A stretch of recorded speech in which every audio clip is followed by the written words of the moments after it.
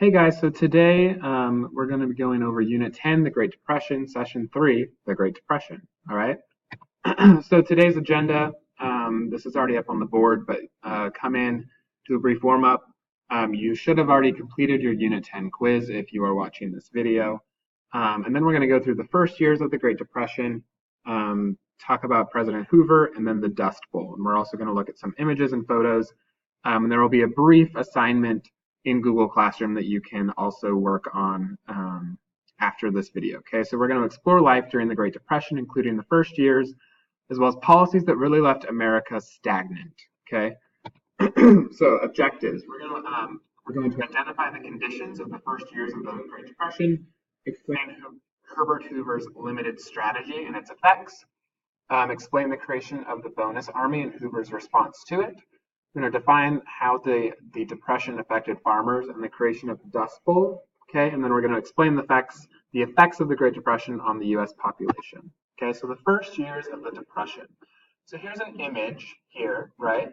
Hoover's Poor Farm Tobacco Fund. Hard times are still hoovering over us, right? So kind of using that as a play on words. We have these two children that are trying to just sell goods, right? In order to make ends meet, right? So although many professionals lost their jobs, right? All of these kind of manufacturing jobs, banking jobs, etc. Those at the bottom of society were hit the hardest, okay? Because they already didn't have kind of a safety net to kind of fall back on, right? So those that were already at the bottom of society in terms of economic opportunity and as well as economic status, right, were hit the hardest. President Herbert Hoover, who was the president at the time, okay, he assured the population that the economic crisis was only temporary, right? This is probably the standard response from any politician at the time, right? Don't panic. Everyone keep calm, right? This is just a temporary crisis, and America will bounce back, right? Now that's all well and good, and it is a positive thing that the president would want to limit crisis and panic, right? But unfortunately, some of the policies of Herbert Hoover did not actually allow this to come to pass. All right. Unemployment and homelessness increased, forcing many people to become homeless. And they actually, in large cities and whatnot, they would create these shanty towns called Hoovervilles. And these weren't just in large cities, but one of the largest examples of it is within New York Central Park. Where people would just kind of set up these shanty towns, okay? And they were called Hoovervilles, right? This was kind of mocking President Hoover for his failed policies. I apologize if that was kind of cut off there. But basically, they called them Hoovervilles because they were like, this is the solution that President Hoover has offered, right? He's not doing anything, okay? So that's one of the reasons they were called Hoovervilles. So here's kind of an example, right, of people maybe they've just been evicted from their house, right? They're now homeless. These are all of their possessions are out on the curb, right? So we have kind of what looks like, standard American couple here, right? Man and woman sitting on the curb with all their possessions, looking kind of forlorn, right? Here's an example of one of these Hoovervilles, kind of along a port, right? So these are kind of shanty towns. This doesn't look like America, right?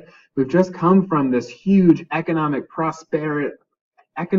prosperous time period, right? Roaring 20s. We're building America's largest cities. These cities are, on par with any other city in the world, potentially better, right? And just a short time later, right? This is the reality in America. This is what we're looking at. Okay. Now, I mentioned Herbert Hoover's limited strategy, right? So here we have kind of a political cartoon, right? Herbert Hoover, awful job to quiet anything around here, right? We have tariffs that are screaming, drought and damage, business depression, right? And in the meantime, the Democratic National Committee, okay, all the old familiar songs here, kind of talking about nobody knows how dry I am, right? So they're kind of talking about the reality of Herbert Hoover kind of trying to keep all of this, the country together, right? While everything is falling apart, all right? And some of that is to do with Herbert Hoover's policies, okay? So by 1932, so we're 3 years into the Great Depression, Hoover had remained to his strict adherence to the belief that government should stay out of business. Okay, so he was still kind of operating in this laissez-faire mentality. All right, which is fine and good, right? But it's also important, as we've talked about, right, that there has to be some regulation, right, to make sure that business operates and capitalism operates the way that it's supposed to. Okay, there can't be laissez-faire completely, right? Either extreme is not healthy and not good, right? So this wasn't working. Okay, you need some sort of entity to be able to jumpstart the economy, and business, the private sector was not able to do that. Okay, so Hoover believed that voluntary controls by businesses in the U.S. was the best way to end the crisis. Okay, so this is totally business led. And he held to this voluntary action, okay, but was unable to attract public opinion, and the country fell deeper into depression. So his failure to act led the country deeper and deeper into this depression. All right. Now, the Bonus Army of 1932. You might see that this is a photo of Washington, D.C. Here we have the Capitol. We have some men with American flags, right? So again, 3 years into this Great Depression, all right, Hoover's limited actions and his insistence that local governments should provide relief, so not the federal government, okay, he's saying that local governments should provide relief to their citizens, deepened his unpopularity, all right? People were desperate. They were looking for something or someone or someone to help them, all right? In 1932, okay, jobless World War I vets and their families made their way to Washington, D.C., and they camped on the National Mall, and they demanded payment of a promised bonus. All right? Now, President Hoover called in federal troops who used force to drive the Bonus Army out of town. All right? So rather than giving into the promises and helping American families, right, President Hoover called in federal troops. These are veterans that had served our country in the First World War, okay? And now he's saying he's going to call in the federal troops to kick them out, right? Not a great political move, okay? Now, farming during the Great Depression, okay? So we've mentioned before that any sort of economic activity, if you are looking at the sign of the times of how the economy is doing, farming is a great place to look, and we'll give you some clues, all right? So, farm prices hit rock bottom by 1932, and many farmers had lost their farms when they could not repay the bank loans, right? We had talked previously, more and more farmers were getting deeper and deeper into debt. They were overproducing, or they were producing and no one could, had the means to purchase their crops, right? So they were operating at a loss. Okay, and in the South, remember, it's been a while since we talked about the South, but sharecroppers and tenant farmers, right, who were renting the land from wealthy landowners, okay, were thrown off the land due to their inability to meet their quotas, okay? Now, what's going to happen, okay? All of these sharecroppers and tenant farmers that were thrown off of their land, right, they now have lost their one and only way of generating income. Well, not their one and only way, but their main avenue of generating income, all right? And in the Midwest, farmers suffered one of the worst environmental disasters of the 20th century called the Dust Bowl, okay? So just like it sounds, here's some images, okay, and some other talking points here. But here's where the heart of the Dust Bowl took place, okay? So Oklahoma, Kansas, Colorado, New Mexico. This is other areas severely affected, right? So this goes all the way to the Dakotas, Wyoming, Nebraska, Colorado, Kansas, Oklahoma, Texas, New Mexico, right? Massive, massive amounts of people. And these are major migration routes of farmers that were looking for other opportunity, all right? So this is what's happening.